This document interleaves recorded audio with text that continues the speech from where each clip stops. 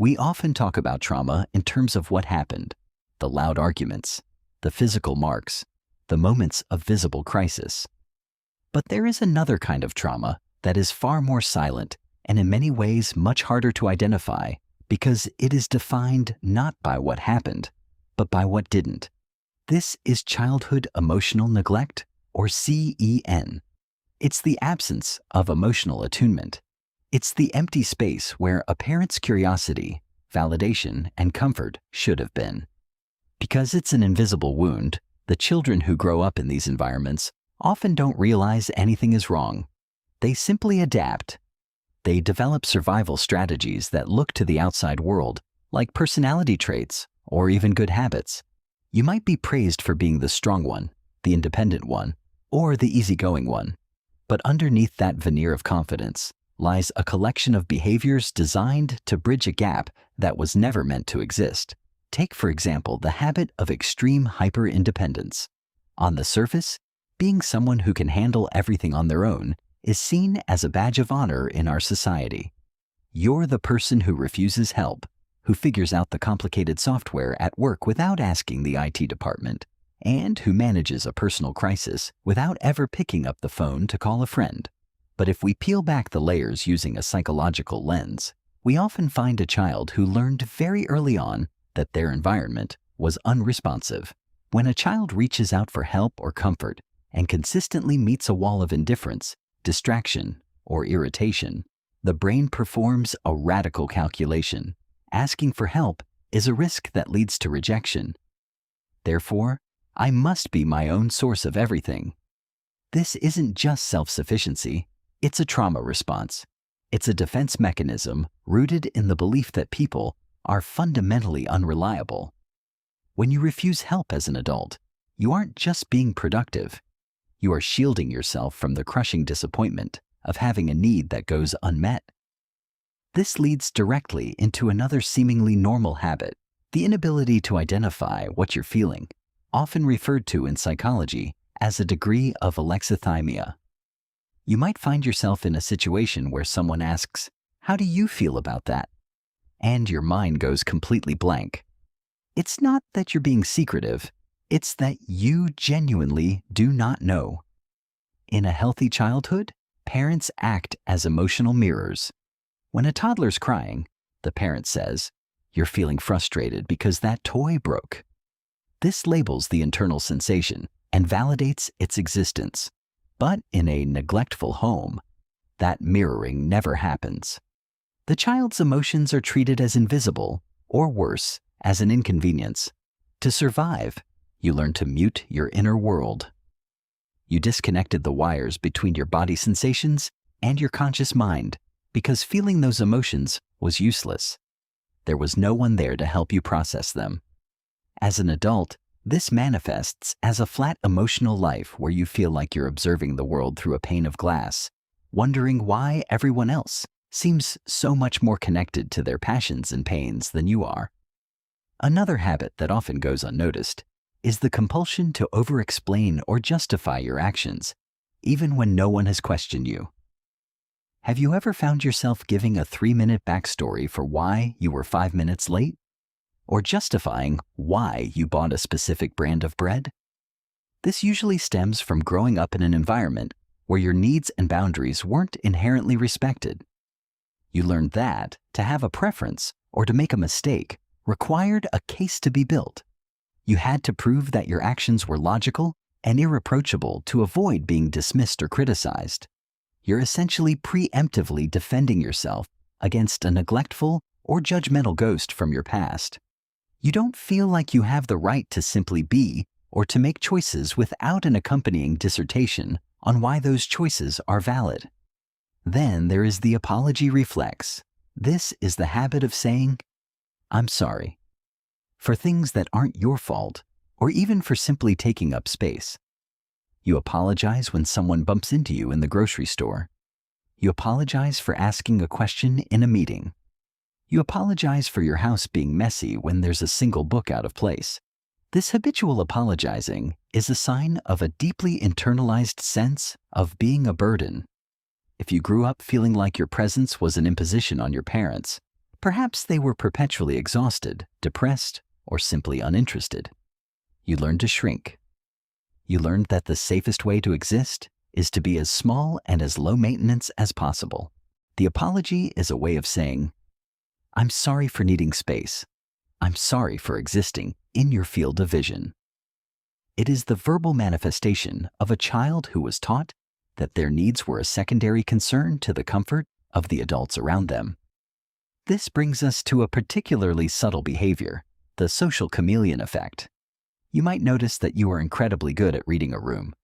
You can sense a shift in someone's mood before they even realize it themselves. You adapt your personality, your tone, and your opinions to match whoever you are with. On the surface, this looks like high emotional intelligence or people skills. But for those who experienced emotional neglect, this is often a hypervigilant survival tactic. Because your parents didn't provide a stable emotional baseline, you had to become an expert at monitoring their moods and to ensure your own safety or to find the right moment to ask for something.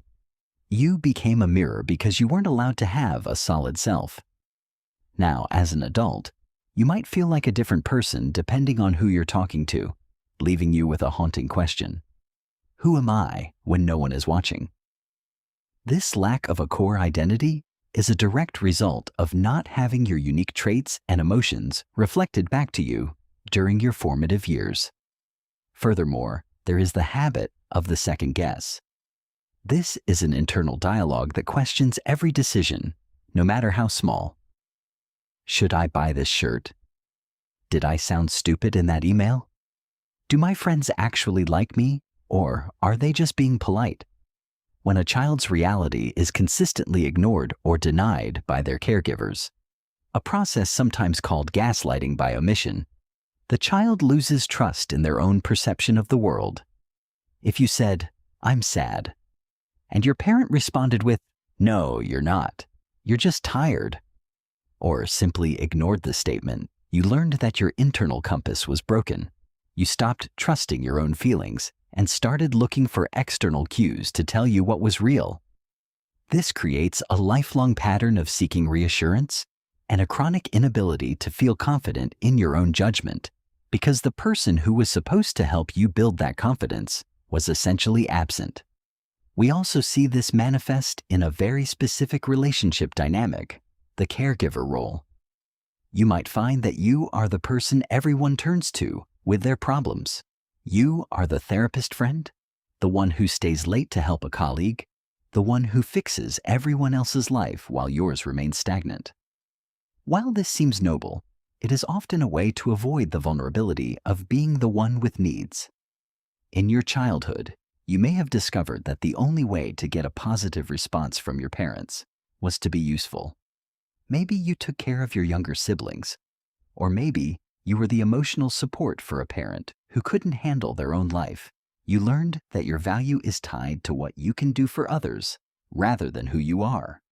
This creates a lopsided life where you're surrounded by people who take, but you have no idea how to receive because receiving feels dangerous.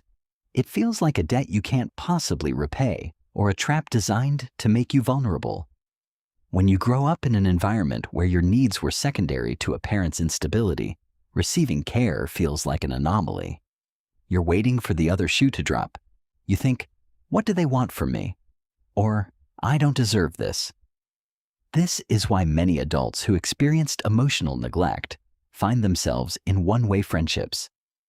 You are the therapist, the fixer, the reliable one, the shoulder to cry on. But the moment you have a crisis, you disappear. You don't call anyone. You retreat into your shell because deep down, your subconscious believes that if you aren't being useful, you are a burden. This is the service-based worth trap. It's a habit of justifying your existence through labor because you were never taught that you are inherently valuable just for being alive. This leads us into another normal habit that is actually a profound survival mechanism, extreme, almost pathological hyper-independence. You might pride yourself on never needing anyone. You handle your own taxes, your own car repairs, your own emotional breakdowns, and your own physical illnesses without ever picking up the phone. On the surface, society applauds this. We call it resilience or strength. But in the context of developmental psychology, this is often a counterdependency response. If you were neglected, you learned early on that the people who were supposed to protect you were either absent, unreliable, or overwhelmed. You learned that asking for help resulted in either a no, a sigh of frustration, or total silence. To protect yourself from the crushing pain of being let down, you simply deleted the Ask for Help button from your internal operating system. Your hyper-independence isn't a personality trait, it's a fortress. It's a way of saying, if I don't need you, you can't hurt me by leaving or failing me. But look at the cost of that fortress. It's lonely inside. When you refuse to be seen in your weakness, you also prevent yourself from being seen in your totality. True intimacy requires the risk of reliance. If you can't rely on someone, you can't truly connect with them. Then there is the habit of chronic indecisiveness. Do you find it agonizingly difficult to choose what to eat for dinner, what movie to watch, or even what color shirt to buy? This isn't just about being easygoing. For a child of neglect, having a preference was often a liability. If you expressed a need or a want, it was ignored or mocked. So, you learned to suppress your internal compass. You became a chameleon. You started looking at others to see what they wanted, and then you mirrored that. Over decades, this severs your connection to your own gut feeling. When someone asks, "What do you want to do?" your mind goes blank. It's not that you don't have a preference. It's that you've buried your preferences so deep to stay safe that you can no longer find them. You are constantly scanning the room for the correct answer, the one that will keep the peace or make everyone else happy. Because you grew up believing that your own desires were irrelevant. Perhaps the most heartbreaking habit is the apology reflex. You apologize for taking up space. You apologize when someone bumps into you. You apologize for asking a clarifying question at work. This is the hallmark of someone who was made to feel that their presence was an inconvenience. If you were a child who was seen but not heard, or worse, not even seen, you developed a sense of existential guilt. You feel like you are constantly in the way. This apology is a preemptive strike. You are apologizing for your existence so that no one else has the chance to tell you that you don't belong. It's a way of shrinking yourself, of making yourself as small and low maintenance as possible. We also see this manifest in the way you handle conflict. Many people who suffered neglect are master avoiders. You might think you're just chill or not one for drama, but in reality, you're terrified of disagreement. In a neglectful home, any ripple in the water could lead to a total withdrawal of whatever crumbs of affection were available. So, you learn to swallow your anger, suppress your boundaries, and keep the peace at the cost of your own integrity. You became a people pleaser, not because you love making people happy, but because you are terrified of the silence that follows a conflict. To you, silence isn't peace. Silence is abandonment. So, where does this leave us? If you recognize yourself in these habits, the hyper-independence, the constant apologizing, the emotional numbing, the difficulty in making decisions, the first thing you need to realize is that there is nothing wrong with you. Your brain did exactly what it was supposed to do. It adapted to an environment of scarcity. It built these habits to keep you safe in a world where you weren't being cared for. But the environment has changed. You are no longer that helpless child. The survival gear you've been wearing for 20, 30, or 40 years is now becoming too heavy. It's starting to chafe. It's preventing you from experiencing the very love and connection you've always craved. Healing from childhood neglect isn't about fixing a broken version of yourself. It's about reparenting the part of you that was left behind. It's about learning for the first time that your needs are valid. It starts with small, almost invisible steps. It's saying, "I'd prefer the Italian place," instead of saying, "I don't care, you pick." It's waiting 5 seconds before saying, "I'm sorry," when you haven't done anything wrong. It's allowing someone to help you carry a heavy box, even if you could do it yourself. These habits were your armor, and you can thank that armor for getting you this far. It saved your life, but you are allowed to take it off now. You are allowed to be seen, to be heard, and to be a burden to the people who truly love you. Because the truth is, the people who belong in your life won't see your needs as a burden. They will see them as an opportunity to love you. You were never too much, and you were never not enough. You were simply a child who deserved to be noticed. And it's time you finally started noticing yourself.